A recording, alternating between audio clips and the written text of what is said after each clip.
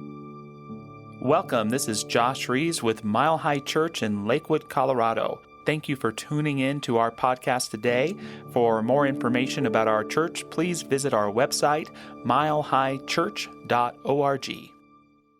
To kick us off today, a friend of mine, Zimri, is going to come out here and read the story that this theme actually came from, and to get us going. And so, he'll kick that off, so you can just sit back and relax for a minute, and we're going to get it going. You ready, buddy? Yeah. All right. Today, I'm going to be reading part of Have You Filled a Bucket Today by Karen McLeod, illustrated by David Messing. All day long, we are either filling up or dipping into each other's buckets by what we say and what we do. You can't see it, but it's there. You have a bucket. Each member of your family has a bucket. Everyone has an invisible bucket. Your bucket has one purpose only. Its purpose is to hold your good thoughts and good feelings about yourself. You feel happy and good when your bucket is full, and you feel sad and lonely when your bucket is empty. Other people feel the same way too. It's great to have a full bucket, and this is how it works. You fill a bucket when you show love to someone, when you say or do something kind, or even when you give someone a smile. When you treat others with kindness and respect, you fill their bucket. But you can also dip into a bucket and take out some good feelings. That's bucket dipping. When you hurt others, you dip into their bucket. You will dip into your own bucket too. You never fill your own bucket when you dip into someone else's. But guess what? When you fill someone else's bucket, you fill your own bucket too. You feel good when you help others feel good. All day long, we are either filling up or dipping into each other's buckets by what we say and what we do. If you practice, you'll become a great bucket filler. There are many ways to fill a bucket. And remember, when you fill someone else's bucket, you fill your own bucket too. Bucket filling makes everyone feel good, so why not decide to be a bucket filler today and every day? Just start each day by saying to yourself, I'm going to do something to fill someone's bucket today. I am a bucket filler. Yes, you are. Yes, you are, buddy. All right. So that's good. And, something that fills my bucket is being a grandpa. And a lot of people wondering, well, are you going to bring out a picture or not? So, all right, I will.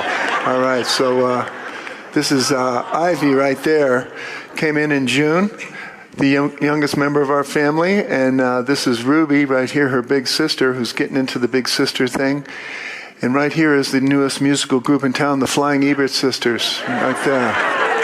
Okay, so, so that's good. So you can see what our theme is today. I think you should have it by now. It's got something to do with buckets. And really what it's about is energy, right? We carry around an energy with us. And whenever we run into someone else, they feel our energy and we feel their energy as well. So that's what we're talking about today. That's what we're working on. And it's been so great to just be around these kids and see them participating and getting into it. And the energy has been very, very good. And another thing that today is about is kindness.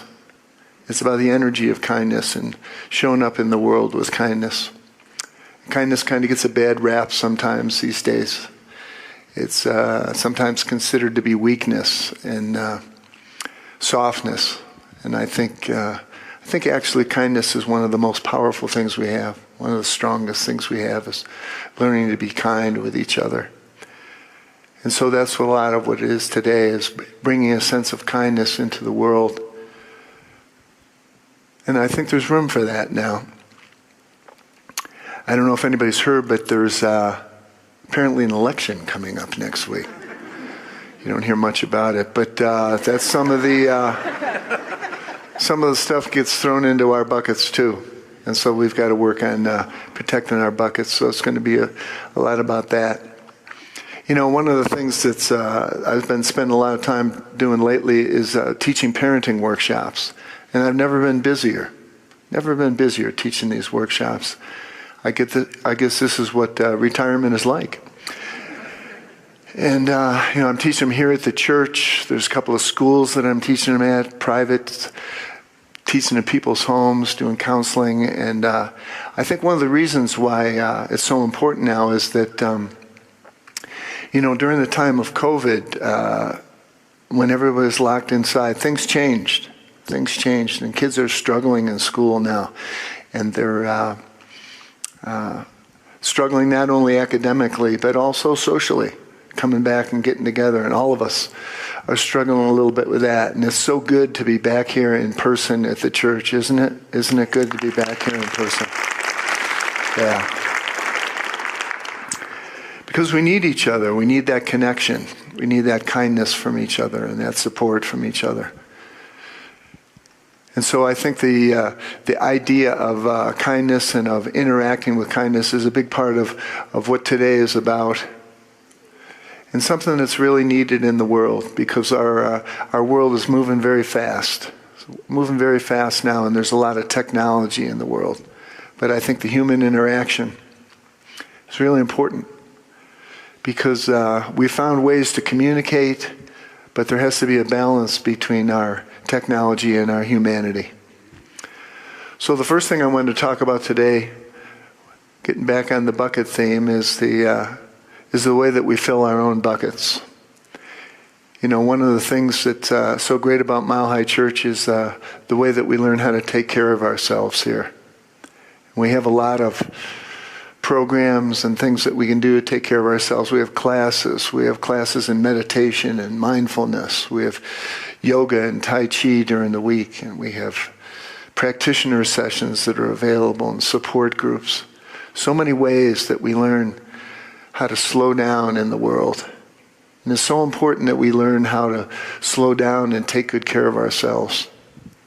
When I'm teaching a new group of parents, first thing I teach, rule number 1, it's called, take good care of yourself. Parents take good care of themselves. And I think it's important for all of us that we learn how to put ourselves first in a healthy way. When you're on an airplane, those people are giving the announcements that you don't listen to. One of the things that they say is, when the oxygen mask comes down, put yours on first before you help other people. And I think that's an important rule. I think it's an important rule because we can't really help anybody else, whether it's our children or our friends or our loved ones, unless we take good care of ourselves. And the way that we do that is by learning how to slow down, which is so much about what we teach here. The thing that Marianne Williamson said about slowing down. There's only one way to gain power in a world that is moving too fast is to slow down. And the only way to spread one's influence wide is to go deep. The world we want for ourselves and our children will not emerge from electronic speed, but rather from a spiritual stillness that takes root in our souls. Then, and only then, we will create a world that reflects the heart rather than shattering it. So learning how to slow down is such an important part of our teaching here, and it's why we come together. Just the feeling and the energy that's in this room and that's on this campus during the week. And it's such a joy to have our children be a part of it and to see that we are modeling that for our kids, a way for them to take good care of themselves too. Because we also contribute to putting things in somebody else's bucket, right? There are ways that we show up and we share our kindness. One of the reasons that I've always loved being around here is that we're very welcoming to kids. What Tom talked about is very true. Kids feel welcome here. They feel loved. They feel respected. That's why they come back. And that's such an important part of what we do. And that thing of us being back together now, it's different here. I certainly welcome all you people that are watching us online, and I hope that you'll come back and see us. And there's people from far, far away. And you can feel the energy even when you're watching online, because there's an energy of kindness here. One of the things that our founder, Dr. Ernest Holmes, said is that science of mind is a religion, a philosophy, and a way of life. To me, what's always been most important is the way of life part of it. It's great learning about these principles, but I think the thing that's really good about it is putting them into our lives. One of the places that I've been teaching parenting is a school up in Evergreen. And they go up through 8th grade, and their 8th graders took a kind of a capstone trip to Washington, D.C. a couple weeks ago with some advisors, 13 8th graders going to Washington. And my friend said it was so good to be there with them because, when they started the first day of doing their touring, going around all the different places, the different monuments and the different museums, and they got to be with some legislators and learn about how government works. And before they started, they all turned in their phones. And so as they were going around, it was just great. She said just the conversations as they were walking, because they walked for miles, and the kids were having so much fun. And when they got together for meals, just the conversations that went back and forth, and the depth of them, and the friendships that were made there. She said they went to a museum, a very famous, fancy art museum, and one of the guides said, well, in this museum here, you can't take any pictures. That's one of the rules. You can't take any pictures. One of the kids raised their hand and said, oh, we don't have our phones with us. And the guide just had this huge smile on his face like, I don't hear that much. All right? So that thing of operating without phones was a very new thing for them. And she said when they went back to the airport, they all got their phones back. And she said when they were there waiting for the plane, it was very quiet because they were all looking down. And so there's a balance. There's a balance that we have to come to balance our humanity and our technology. And it's important when we're talking about the energy that we share back and forth. Text messaging is great for sending information about where you might be waiting, but all of us have gotten text messages and we went, wow, what did she mean by that? Or, wow, did he really say that? And that's how we kind of dip into each other's buckets by doing that. So I think that balance between humanity and technology is a lot of what today is about. I used to get up here every Sunday and tell people to turn off their cell phones. You remember that? The cell phone guy? That seems like a long time ago. But that balance is up. Because the next thing I want to talk a little bit about is putting a lid on our bucket. Dr. Michelle said, yeah, that's something that my father used to say. Put a lid on it. Put a lid on it. But what I'm talking about is a little bit different thing. The energy that we're taking in the world. Just think of the energy that's around now because of the election coming up.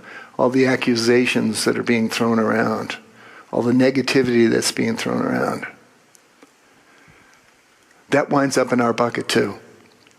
And so we have to protect ourselves from that. And that's what our spiritual practice does, and that's what our intention does when we set an intention to be kind and to be mindful. To show up in the world that we want, in a way that we want to show up.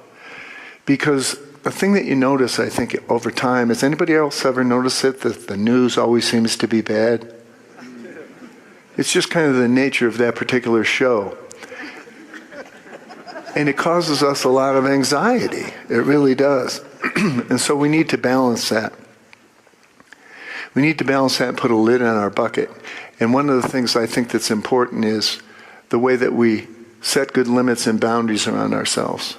When I'm teaching my parenting workshop, there's a thing that I give when I'm working with a group of parents of teenagers, tweens and teens. There's a thing I hand out called the house rules. And I say, I want you to take this piece of paper and just put it on the refrigerator at your house with one of those goofy magnets. And don't tell your kids that it's there. Right? See if they ever mention it. And they usually don't. But you know that they read it. But the first rule is, treat your parents with the same respect that they treat you. Who's setting the standard? We are. We're setting the standard for our kids about the way that we treat each other, the way that we operate in the world. I tell parents when your kids are being snarky, and sometimes they are, you can just say, I'm not feeling respected right now. We'll come back to this. Try not to worry. You can always throw that in. But I think it's important that we model respect for our kids. We're showing them how to do it. They're watching us.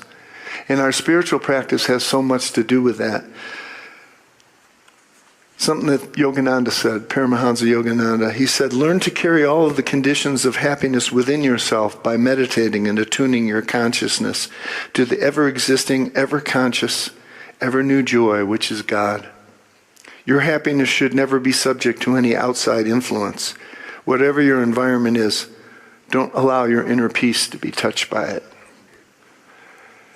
You know, a story that I love, I heard a long time ago about Mahatma Gandhi when he was working tirelessly to try to free the Indian people from British rule. And he just kept getting busier and busier with meetings and marches, meetings with people at Parliament and going to London, and his life just got busier and busier and busier. But somehow he always found a way to meditate, time to meditate. For an hour a day, he protected that time. And at the absolute peak of that time, the story goes that he said, "Wow, I am so busy today, I'll meditate for 2 hours." I love that. Nothing was going to shake his inner peace. Nothing was going to take that away from him. And that's important for us in this time too. The election will come and go. We'll have to keep going. And I think if we can bring kindness into this culture, each of us individually, it's such an important thing right now. As you leave today, as you're walking out the door, each of you will get a drop of kindness from one of the kids at the door. A little something for you to put in your pocket. Hang on to this week. The last thing I want to talk about here is committing to kindness. Committing to it. Bringing it into the front of our attention. One of my favorite teachers in Science of Mind is a guy called Raymond Charles Barker. He was a good friend of Dr. Holmes. Dr. Holmes encouraged him to move to New York City and start his ministry there, and he did. Very successful minister. And he wrote a book called The Power of Decision. I just always love this book because it's so clear. So clear about make a decision. And when you decide, you will find that the universe conspires to help you. But until you decide, the universe doesn't know what to do with you. So I'm asking us to commit to kindness today as we go forward from this place. You up for that? Yes. Kindness is strong. Kindness is powerful.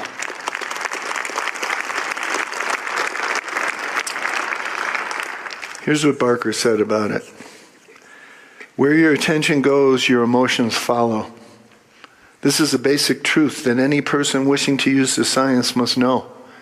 Memorize it right now. This one statement may be the very key you are seeking to change situations in your life. Mind is the only creative power, and mind is a field of interaction between thought and feeling. Place your attention on the attitudes, situations, and people who will add to your well-being. Doing this is sound mental practice. It is actually affirmative prayer. Place your attention on the attitudes, situations, and people who will add to your well-being. There always will be situations going on. There will always be things in the headlines to grab our attention. There will always be another text coming in on your phone. But the people who are next to us, the people that we love, the people that we're meeting for the first time, we can reach out in kindness and we're going to make a difference. We talked a lot about children and families today. Families are the building blocks of a culture. This culture that we're in now, we can make it more beautiful with drops of kindness. So let's show our kids how it's done. Let's pray together.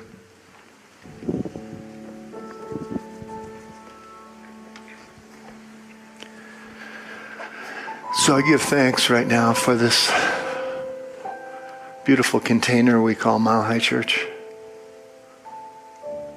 For the love and the safety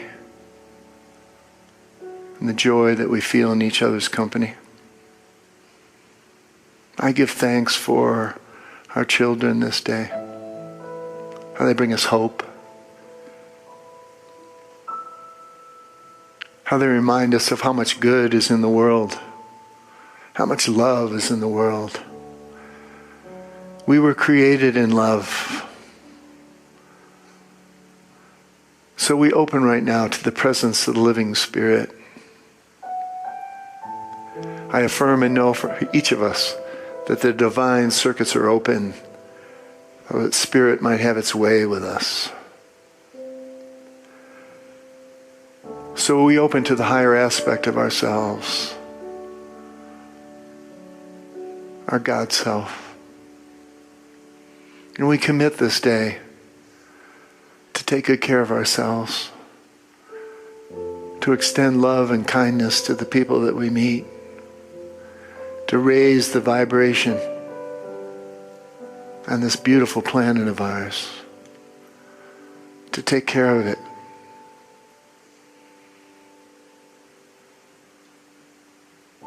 We extend this day the love and the power and the blessings, and we give thanks for people all over this planet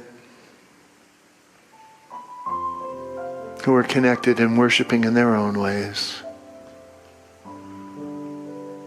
We have much work to do, and we are the ones that can do it.